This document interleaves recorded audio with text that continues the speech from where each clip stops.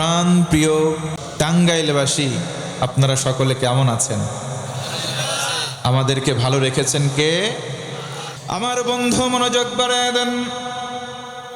আল্লাহ রাব্বুল আলামিন বলেন, তাহা মা আনজালনা আলাইকাল কুরআনা লিতাশকা।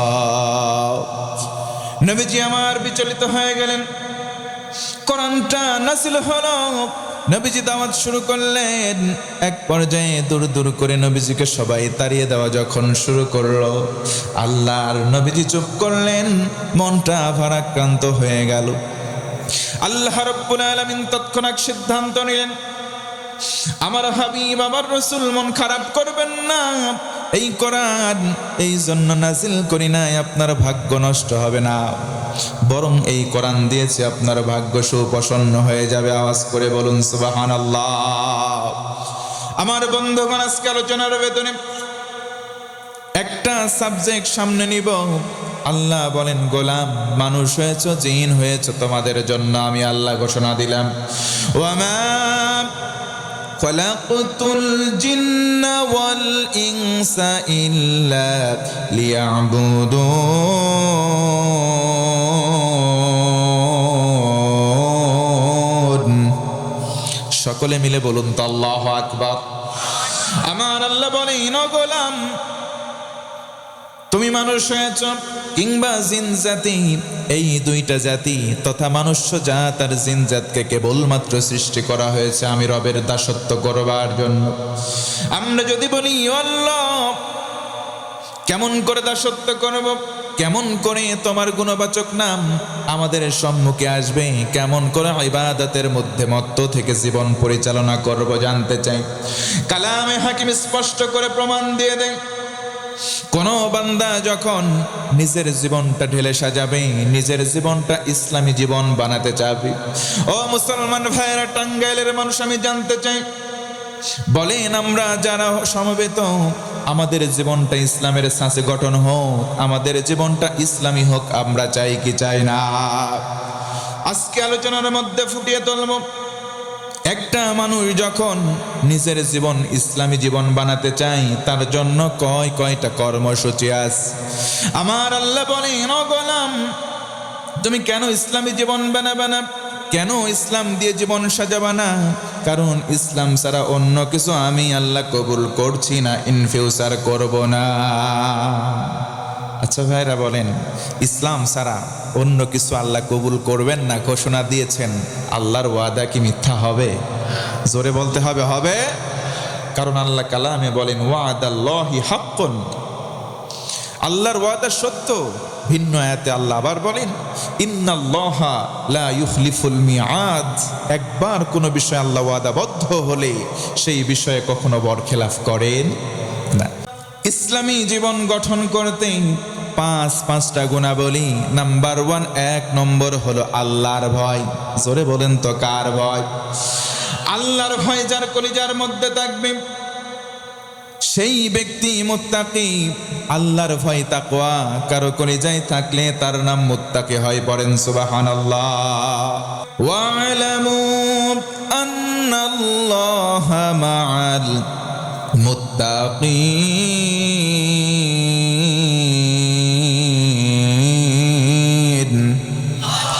আমার আল্লাহ বলেন, ও গোলাম জেনে রাখো, শুনে রাখো, যারা মুত্তাকি হবে আমি আল্লাহ তাদের সঙ্গী হয়ে যাই। পড়েন সুবহানাল্লাহ।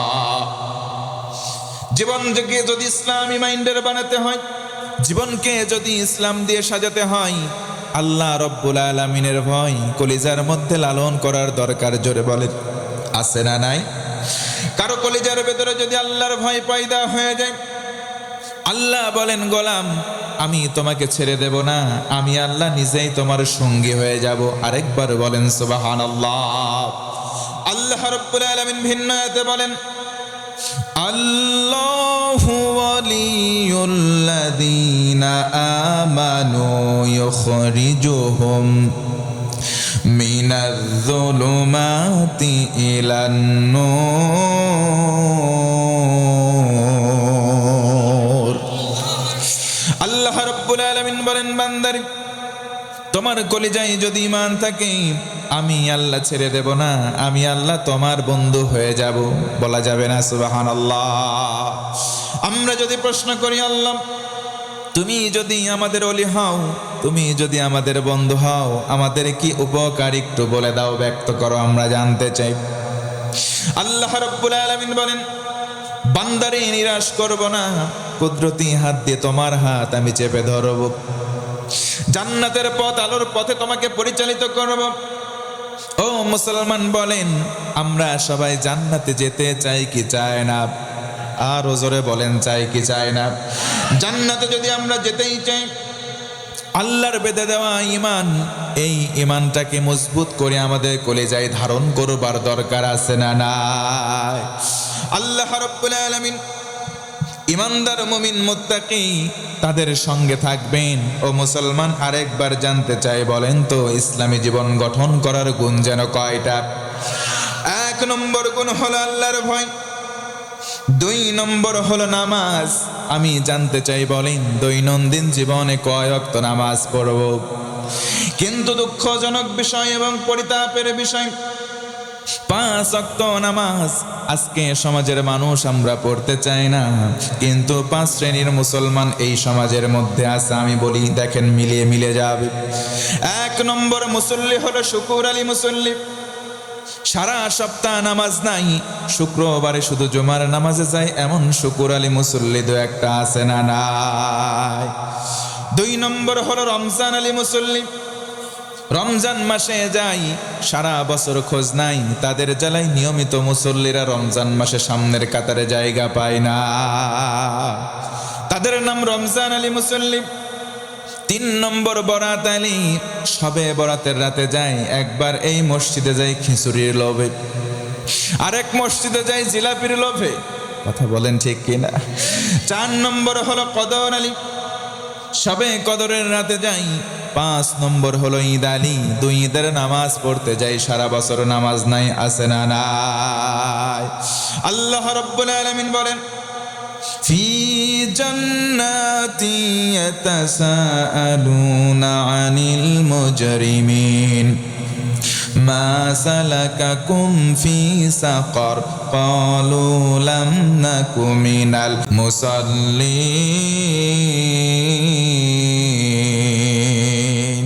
জান্নাতি একদল, জাহান্নামী একদল। আল্লাহ বলেন, জান্নাতীরা জাহান্নামীদেরকে দেখে বলবে, ভাই তোমরা কেন আজকে জাহান্নামে আসলা? তারা বলবে, লাম নাকু মিনাল মুসাল্লিন, আমরা নামাজই ছিলাম না। আহা, নামাজ না পড়ার কারণে সাকর নামক জাহান্নামে তারা নিক্ষিপ্ত হবে। আল্লাহ বলেন, তারা 2 দল কোশ্চিনকালেও সমান নয়। আল্লাহ তাআলা শুধু তাই বলেন নয়, নবীকে দিয়ে বলেন, মান তারাকাস সালাতা মুতাআম্মিদান ফাকাদ কাফারা। আহা, যে ইচ্ছা করে নামাজ ছেড়ে দিল সে যেন কুফর করলো। নাউজুবিল্লাহ পড়েন। আজকে ইচ্ছায় অনিচ্ছায় আমার সমাজের মানুষগুলো, আমরা ইসলামী জীবন গঠন করতে চাই, ইচ্ছা করে নামাজ ছেড়ে দেই, আছে না নাই? নামাজের মতো যদি নামাজ পড়তে পারি, আল্লাহ কোরআনে বলেন, ইন্নাস সালাতা তানহা আনিল ফাহশা ওয়াল মুনকার। রে, নামাজের মতো যদি নামাজ পড়ো, এই নামাজ তোমাকে অশ্লীলতা পাপাচার থেকে হেফাজতে রাখবে। আজকে হেফাজতে রাখে না, নামাজও পড়ে, সুদও খায়, নামাজও পড়ে, গুনাহও করে, নামাজও পড়ে, জেনা করে, আছে না নাই? জোরে বলেন, আছে না নাই? তাহলে নামাজের দোষ? আল্লাহ বললেন যে নামাজ তোমাকে অশ্লীলতা পাপাচার থেকে মুক্ত রাখবে, তো আমি নামাজও পড়ছি, গুনাহও করছি, নামাজের দোষ নয়।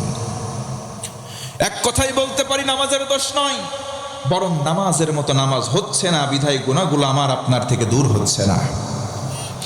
নামাজের মতো যদি নামাজ হতো, গ্রহণযোগ্য নামাজ হলে অশ্লীলতা থাকতো?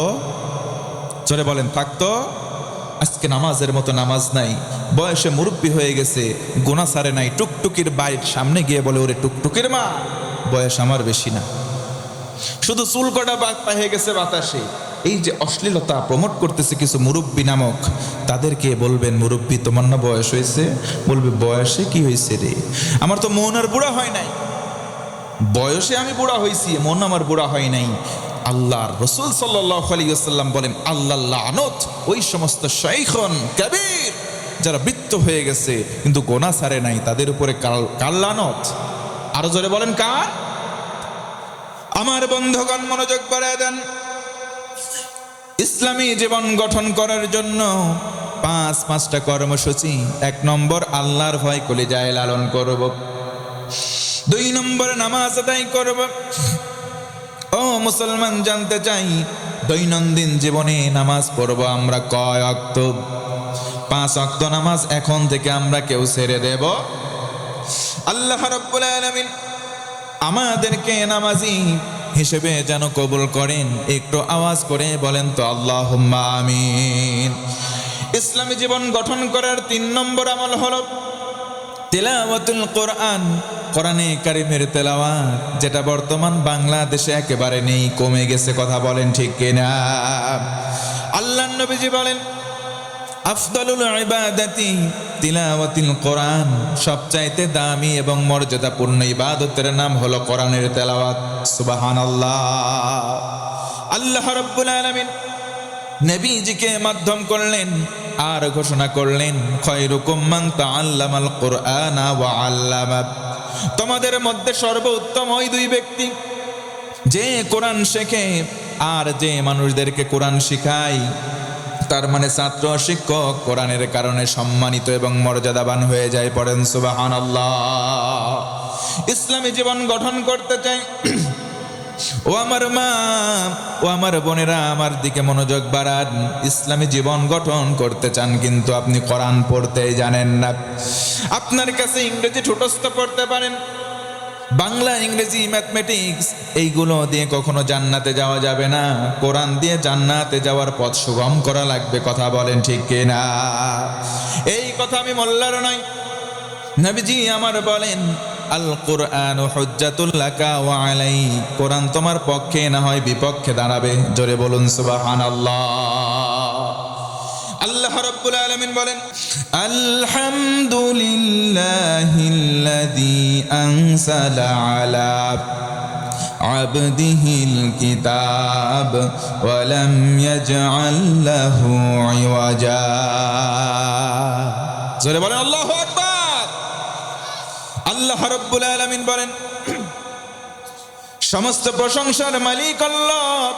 আমরা যদি বলি কেন, আল্লাহ বলেন কারণ হলো এমন একটা কিতাব দিলাম আমার বান্দার প্রতি, যেই কিতাবের মধ্যে কোনো গোপনীয়তা নাই। সুবহানাল্লাহ। তার মানে ইসলামের মান্য, ইসলামের পথে চলবে যারা, ইসলাম মান্য করে চলবে যারা, তাদের কাছে কোনো জিনিস গোপন থাকবে না। অথচ বাংলার জমিনে এমন দরবার আছে সেখানে গেলে মারেফতের শিক্ষা দেওয়া হয়। কথা বলেন ঠিক কিনা? একটাও মারেফতের পথ না।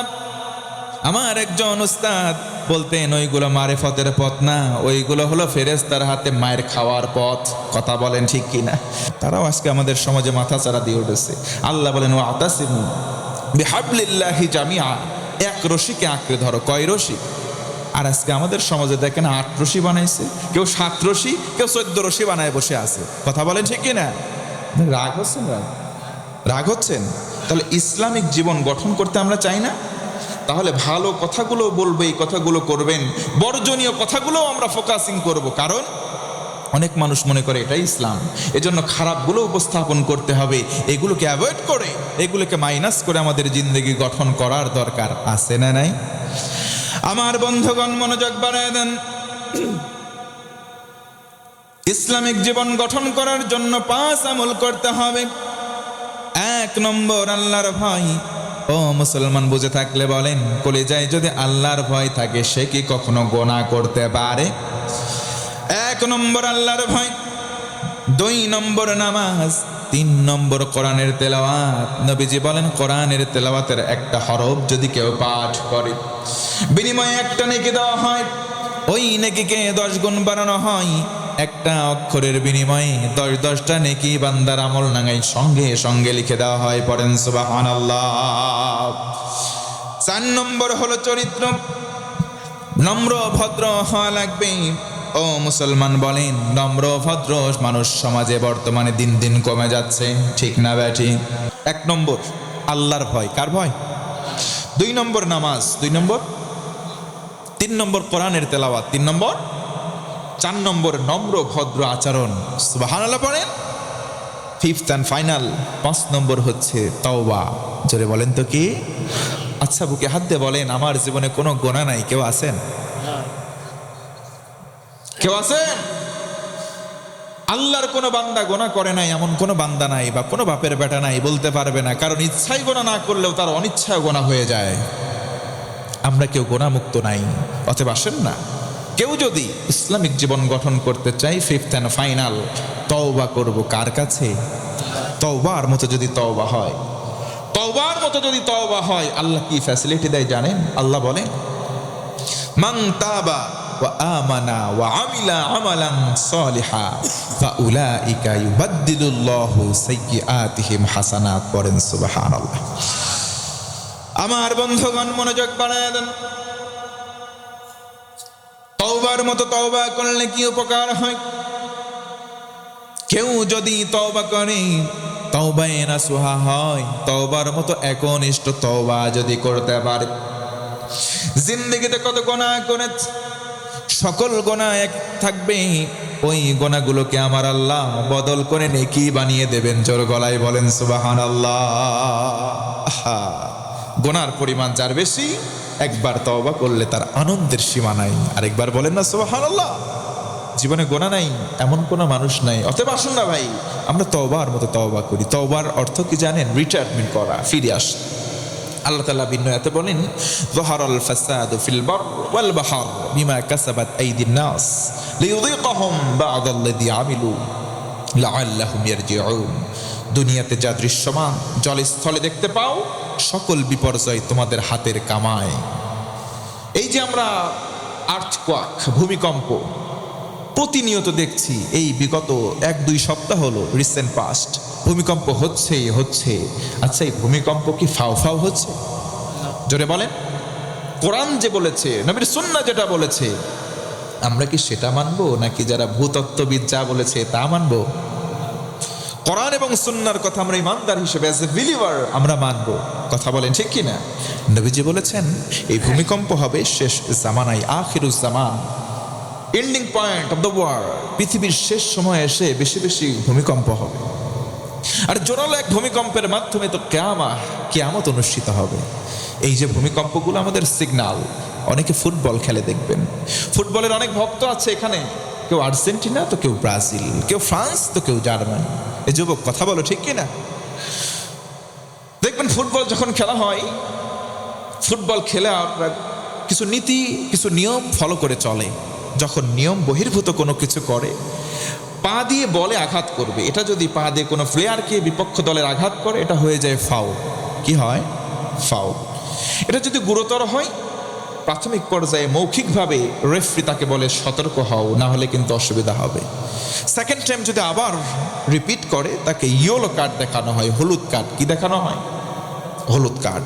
তার মানে সতর্ক করণার্থে তাকে ইয়েলো কার্ড প্রদর্শন করা হয়েছে, সতর্ক হও। যদি সেকেন্ড টাইমে কাজ করো, তোমাকে রেড কার্ড দিয়ে আউট অফ ফিল্ড, মাঠের বাহির করে দেওয়া হবে। কথা বলেন ঠিক কিনা? এটা দুনিয়ার নিয়ম। নবীজি বলেন, এই যে ভূমিকম্প, এটা কেন দেওয়া হয় জানো? তোমরা যে অবাধ্যতা করছো, আল্লাহদ্রোহী কাজ করছো, গুনাহের মধ্যে নিমগ্ন আছো। স্পেশালি 6টা, কোন হাদিসে 4টা রিজন বলেছেন নবীজি। যখন সমাজে মদ মাদকতা বেড়ে যায়, আজকে আমাদের সমাজে বোধহয় মদ মাদকতা নাই, জোরে বলতে হবে আছে। এত পরিমাণে মদ, এত পরিমাণে মাদক, নেতা ভাষণ দিচ্ছে মদের বিরুদ্ধে, 0 টলারেন্স। বাড়িতে গিয়ে ঘুমানোর আগে 2 বোতল না গিললে ওই নেতারই ঘুম হয় না। কথা বলেন ঠিক কিনা? যেই সরিষা দিয়ে আপনি ভূত তাড়াবেন, ওই সরিষার ভেতরেই ভূত। অতএব মদ মাদকতা, সমাজের মধ্যে অবাধ্যতা, নারী পুরুষে অবাধ বিচরণ, জেনা, সুদ, গান বাজনা যেখানে বেড়ে যাবে, নবীজির ভাষায় সেখানে ভূমিকম্পও বাড়বে। আজকে বলেন, গোটা বাংলাদেশের ভিতরে একটু অবজারভেশন করে দেখেন, গান বাজনা বোধহয় বাংলাদেশে আর নাই। আছে? নাচ, মদ মাদকতা, জেনা, নবীর ভাষায় চাকটাই বর্তমান বাংলাদেশে অনেক পরিমাণে বেড়ে গেছে, আর এই কারণে ভূমিকম্প হচ্ছে। নবী যে বলেছেন এগুলো সিগনাল, এগুলো কিয়ামতের আলামত। পড়েন আল্লাহু আকবার। এই জন্য আল্লাহ তাআলা বলেন, ظهر الفساد في البر والبحر بما كسبت أيدي الناس ليذيقهم بعد الذي عملوا لعلهم يرجعون।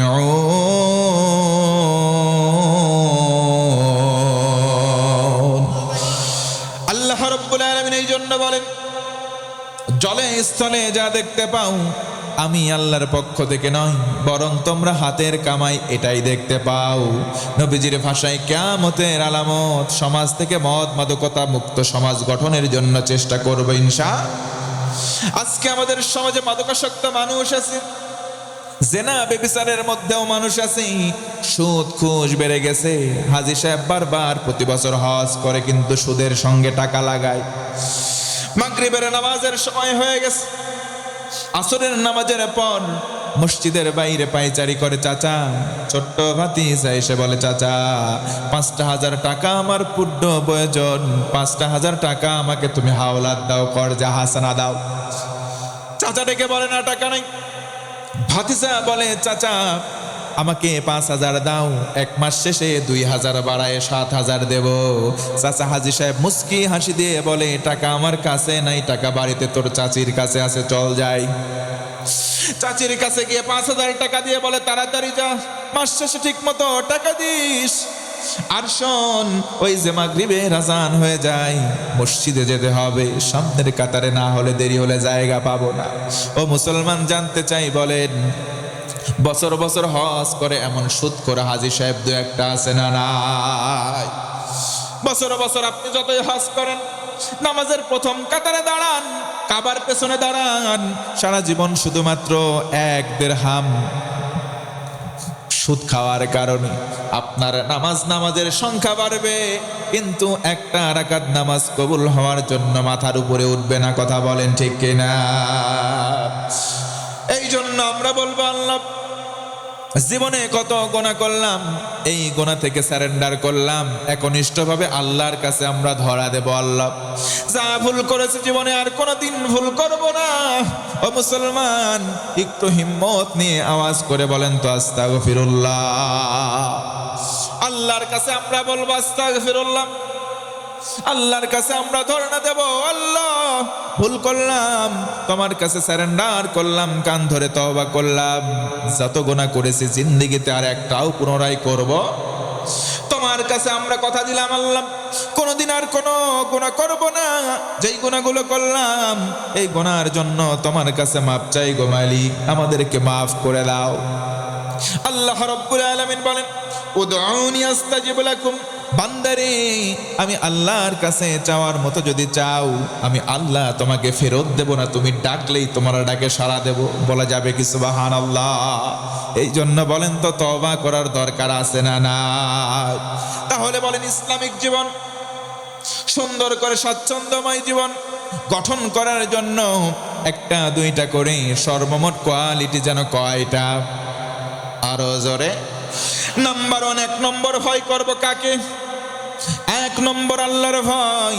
তার মানে যার কলিজায় আল্লাহর ভয় থাকে তারে বলা হয় মুত্তাকি। কথা বলেন ঠিক কিনা? 2 নম্বর হলো নামাজ, 3 নম্বর হলো কোরআনের তেলাওয়াত, 4 নম্বর সুন্দর আচরণ, আর 5 নম্বর তওবা। এই 5টা আমল আমরা সবাই যেন বাস্তব জীবনে আমল করে নিজেদের জীবনটা গঠন করতে পারি। পড়েন আমিন।